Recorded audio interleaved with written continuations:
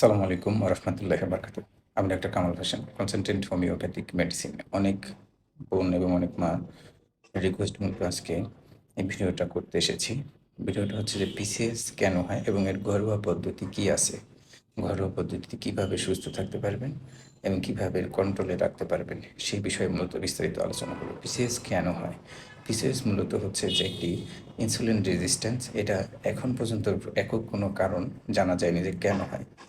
এটা সাধারণত ইনসুলিন রেজিস্ট্যান্সের কারণে হয় এবং বংশগত কারণ যদি থাকে, কারণ মায়ের রয়েছে, দাদির রয়েছে, নানির ছিল, তাদের জন্য হতে পারে, অথবা অনিয়ম, সমস্ত প্রকার অনিয়ম থেকে এগুলো হতে পারে। তো এটা হলে কি কি হয় মূলত সেই বিষয়ে আলোচনা করি। এটা হলে মূলত যে আপনার মাসিক অনিয়ম হবে, তারপরে মুখে ব্রণ হবে, মুখে লোম হবে, বিশেষ করে ঘাড়, বগল এগুলো কালো হয়ে যায়। তারপরে শরীর সবচেয়ে বড় সমস্যা হচ্ছে মাসিকের অনিয়ম হয়ে যায়। বাচ্চা না হওয়ার সবচেয়ে বড় কারণ হচ্ছে পিসিওএস।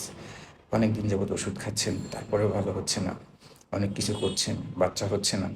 সাদা চাপ হচ্ছে, লিকুইডিয়া হচ্ছে, মোটা হয়ে যাচ্ছেন, শরীর মেজাজ খিটখিটে হয়ে যাচ্ছে। কত ওষুধ খেয়েছেন, কোনো কিছুতেই কাজ হচ্ছে না। তো মূলত হচ্ছে যে ঘরোয়া পদ্ধতি যেটা আপনি অবলম্বন করবেন, সারাদিনে অন্তত 10 থেকে 11 গ্লাস বা 12 গ্লাস পানি পান করতে হবে। সকালবেলা ঘুম থেকে উঠে আপনাকে মিনিমাম 40 থেকে 50 মিনিট বা তারও বেশি এক্সারসাইজ করতে হবে, হাঁটতে হবে, সাঁতার কাটতে হবে। সবজি, এটা প্রচুর পরিমাণে সবজি খাবেন, ভাত না খাইলেও কোনো সমস্যা নেই। 1 মুঠ করে বাদাম খাবেন ঘি দিয়ে ভেজে।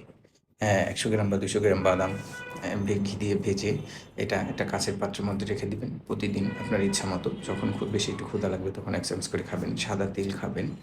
আরেকটা হচ্ছে যে আপনি মধু খেতে পারেন। মেইন হচ্ছে ঘুম। যে ঘুমটা যদি ক্লিয়ার হয়, মিনিমাম চেষ্টা করতে হবে যে 7 থেকে 8 ঘন্টা ঘুমাতে হবে। বিশেষ করে দিনের বেলা একদম ঘুমানো যাবে না। আর আরেকটা জিনিস হচ্ছে যে যাদের এই সমস্যাগুলো রয়েছে, আমি তাদের বলব যে প্যাকেটজাত দ্রব্য যেগুলো জিনিসগুলো রয়েছে, যেমন চিপস, মোট কথায় সি জাতীয় জিনিস দিয়ে চিপস, চকলেট, চিকেন ফ্রাই, তারপরে চকো, ঝিঙারা, সমুচা, অনেক কিছু হয় সি দিয়ে। তো এই জিনিসগুলো অ্যাভয়েড করতে হবে আপনাকে। আরেকটা জিনিস হচ্ছে যে আপনি ফাস্ট ফুড টোটালি অফ করে দেবেন। তাহলে কি হবে? আপনার একজন ডাক্তার দেখিয়ে ওজন যেমন ডায়েট প্ল্যান আপনাকে করে নিতে হবে। নিজে ডায়েট প্ল্যান করা যাবে না। ডাক্তার দেখে ডায়েট প্ল্যান করে এক্সারসাইজ প্ল্যান, ডায়েট প্ল্যান এবং এগুলি যদি আপনি করেন, তাহলে কি হবে? আপনার ওজন কমে যাবে, মেন্স ক্লিয়ার হবে, আপনি বাচ্চা কনসেপ্ট করতে পারবেন। তো ইনসুলিন রেজিস্ট্যান্স যখন আপনার হবে তখন এই সমস্যাগুলো দেখা দেবে। যে মুখে লোম হওয়া, ছেলেদের মতো বিশেষ করে টেস্টোস্টেরনের মাত্রাটা বৃদ্ধি পায় এবং মেয়েরা ছেলেদের মতো মুখে দাড়ি, বগলের বগলের লোমের সংখ্যা বেড়ে যাওয়া, কালো হওয়া, বুকে লোম হওয়া এবং শেষ গোপন অঙ্গগুলো বিশেষ করে ঘাড়, বগল এবং আদার্স যেগুলো আছে একদম কালো হয়ে যায়। কোনো অবস্থাতেই ভালো হয় না। যদি আপনি ওজন নিয়ন্ত্রণে রাখতে পারেন, তাহলে ইনশাল্লাহ আপনার এই সমস্যার দ্রুত রিকভারি হবে। আর যে খাবারগুলোর কথা বললাম, যদি কেউ মেনে খেতে পারেন, তাহলে আপনার ওষুধ খাওয়া লাগবে না। আপনি ঘরোয়াভাবেই আপনি সুস্থ থাকবেন, ফিট থাকবেন, আপনার বেবি হবে, আপনার মেন্স ক্লিয়ার হবে, মেজাজ ঠিক থাকবে, আদার্স যা বললাম আরকি।